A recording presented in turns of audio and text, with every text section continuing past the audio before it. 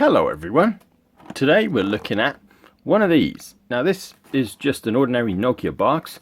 It is the old style Nokia box because it's got the old style Nokia logo. So this gives you some sort of idea as to how old this phone is. This is in fact a Nokia 2010. I did a Nokia 2110 video not so long ago. I think it was a couple of weeks. This is the predecessor to that phone. So first they had the Nokia 2010, then the 2110. So this is GSM. So I'll show you that in a second. Now this is the original box obviously, but unfortunately I don't have the insert. It's just basically loose in there, unfortunately. This is what the phone looks like. This actually I've not had for very long. I had a couple of 2010s and I don't know where they've gone. I had a look and according to my list they were supposed to be in a box, in a crate, but instead of finding the Nokias I found all these Ericssons, which I didn't even know I had. I mean, I knew I had a whole bunch of Ericssons, but the Ericssons are in a separate crate, in a separate, you know, part of the storage. So I was expecting a whole bunch of Nokia phones, in addition to some of the Nokia phones I showed you a couple of weeks ago, all the nice funky colors and everything. I was expecting some of these. I found some of the Nokia phones, some of the older Nokia phones, like this, for example, or this, or this. Or this. Actually, this is strictly not a Nokia phone. This is a Philips, but it is a Nokia. It's just a rebadge. So I'm a bit miffed as to where the 2010 has gone. So I got this a few weeks ago. It came through. So we're going to do a video about this one, not my own ones. But anyway, you might be mistaken, forgiven for mistaking that this is actually the same phone as all of these. It's not. These are all predecessors to the 2010. The 2010 does take a SIM. It takes a full-size SIM, which I'll show you in a minute. But all of these are basically the same sort of phone, just that the form factor is the same, but these are slightly different because these are all analog, believe it or not. All these are fundamentally the same phone. The keypad's the same, the innards are the same. They take the same battery as well, and they use the same antenna. These are all for analog systems, amps, ETACs, TACs. And even though the Philips has a more rounded back end to it, the battery is still the same because it's got the same contacts and everything. But I will do a video about all of these at a later stage. There is a lot to talk about. So going back to the 2010, this wasn't Nokia's very first GSM phone though. I have to add that. The very first GSM phone was this. I think this is an 1101. And this is quite a heavy phone. This is, I mean, this is, you couldn't carry this in your shirt pocket. You'd get a sore back. But this is quite heavy. And this does take now going by my records, this I believe is the first Nokia GSM hand portable phone like this sort of size. So but I will do a video about this as well at a later stage. A lot to talk about these. I had this shipped out from Germany many years ago, and I'm hoping it still powers on. But anyway, going back to the 2010, unfortunately it's got a crack in the screen. That's because this was rattling in the box. But I had tried it earlier and it does still power up, so we're going to do that. This is the battery. This is actually the extended battery for it. Oh, and the SIM cards are full size for this. Basically, they slot in from the bottom like so. You got these two little tiny, I don't know if you can see that, two tiny little little notches there that that hold that, and this is just a test SIM card. So I'm going to try and place a test call if there's any credit on that. Now the battery is weak, so I'm going to have to plug the charger in, but I also have the manual, and that obviously confirms this is a 2010. I mean, I knew it's a 2010 because I used one of these back in the day. It's just that I can't find my own one. So fairly comprehensive manual actually. This was quite a fully featured phone. It was actually, you know, when I used my one many years ago, it was the bomb at the time. You know, it was state of the art at the time. Nowadays these are pretty dated, so not really you know, the feature set on these is pretty limited by today's standards. You know, let me quickly plug the charger in and try and get this this baby powered on. Right, so now I'm hoping this will still power on. It did earlier. Move the box out the way. With a bit of luck, there we go.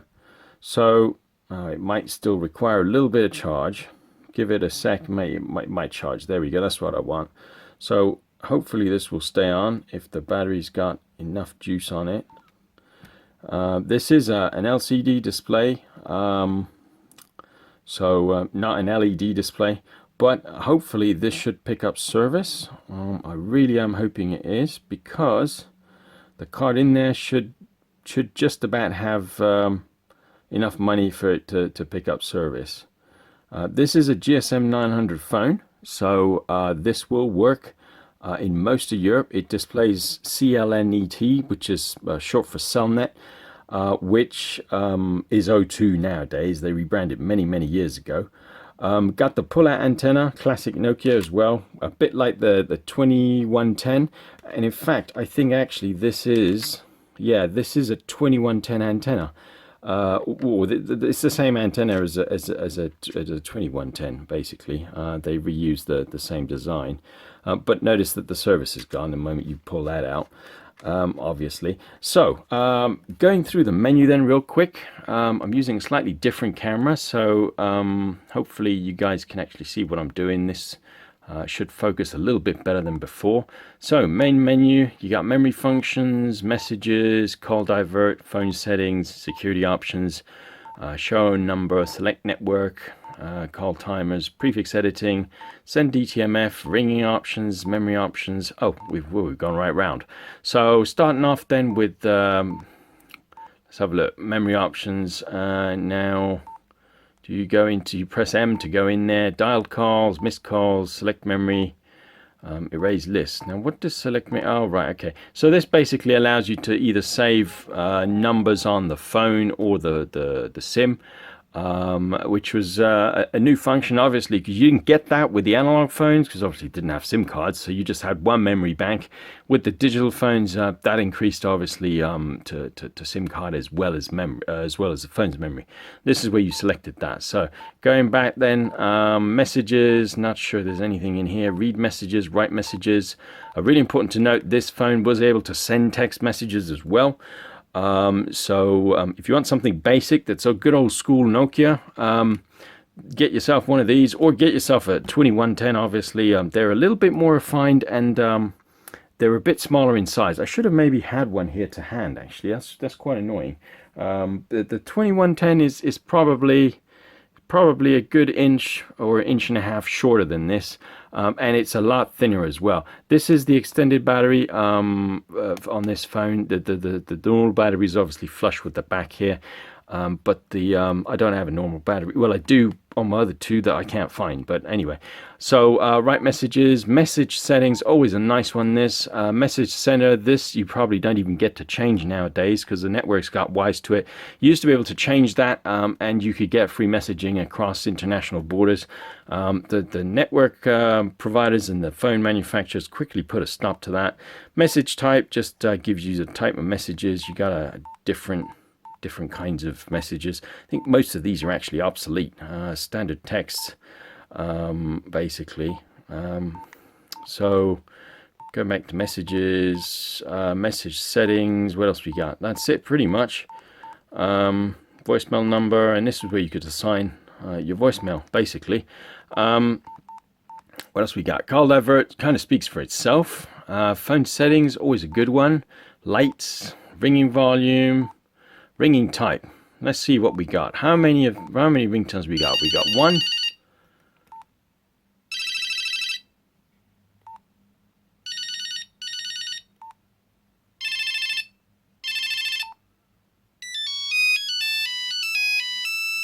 Yep, the classic Nokia ringtone. You guys know that one. I'm going to stick with the first one. Going back to phone settings, then it kicks you out. When you select something, it kicks you out. Ring type, keypad tones, kind of self-explanatory. It's the little beeps whenever I press a key. Warning tones. self-explanatory as well. Auto redial, that was obviously if the call failed, it could auto redial. Similar to actually the Motorola functions. The Motorola functions had a similar redial function that you could activate. One key dialing, that's if you got quick keys. If you press and hold the one, I think it was voicemail 2, 3, 4, 5, 6, 7, 8, and 9 you could assign. You could just switch that on and off here. Auto pickup.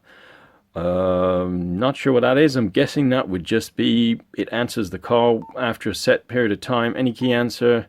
Language select. How many languages did this support? So English, German, French, Italian, Spanish, Portuguese, Dutch, Danish, Swedish, Finnish, and English. So actually this phone was designed for quite a few different markets, which is interesting. So where were we? Warning tones, auto pickup, language select, lights, and we're back to lights basically. So you get out of the menu by pressing C, but every time you press C it kicks you out completely. So you've got to go right back in. Security options, PIN code request, this would be the PIN for the SIM card. Security level, I've never understood this. This also exists on the 2110 and the 2110i. It's got something to do with the memory, access to the phone's memory.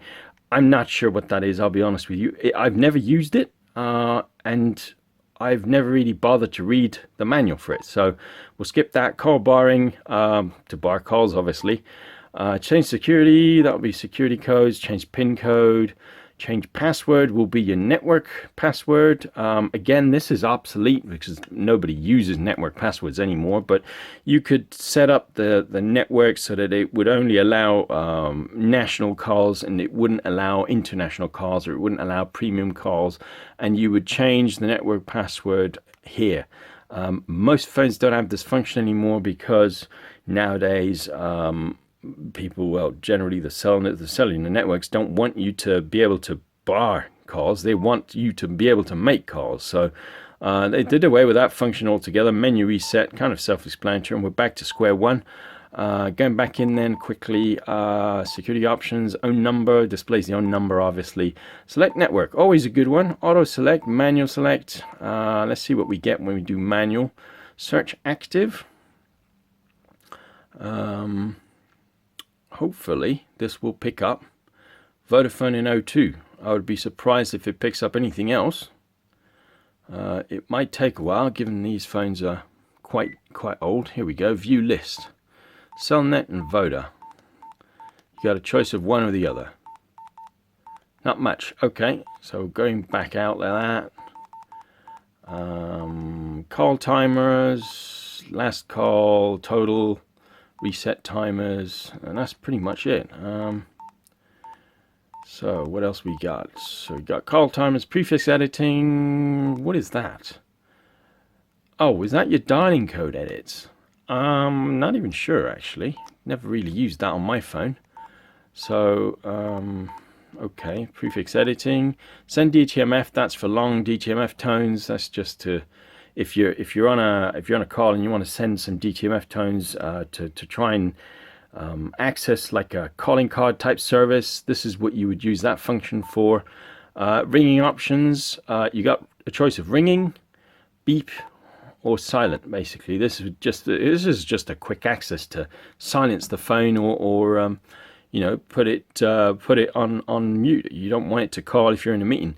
This phone I don't think vibrated, and in fact I don't think the 2110 even vibrated. No, it didn't, because I remember buying a vibrating battery for it, and it was a non-Nokia one as well.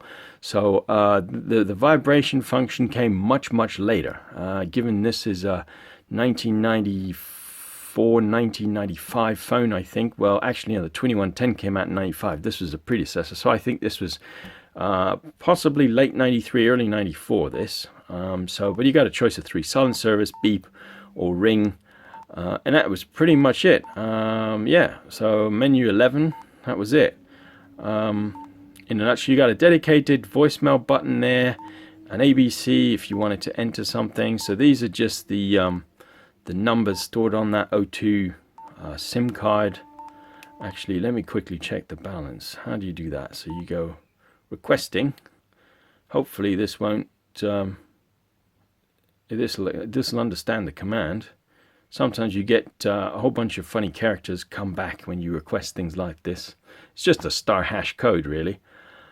Star hash something and then hash and then obviously the green button. Not sure if this will give me my balance. Maybe not. Don't know what it's doing. Okay, well, we'll cancel that. Not confirmed. Yep, I know that. Top up credit, voicemail. I never understood that. On Cellnet or O2, they had the voicemail as 901.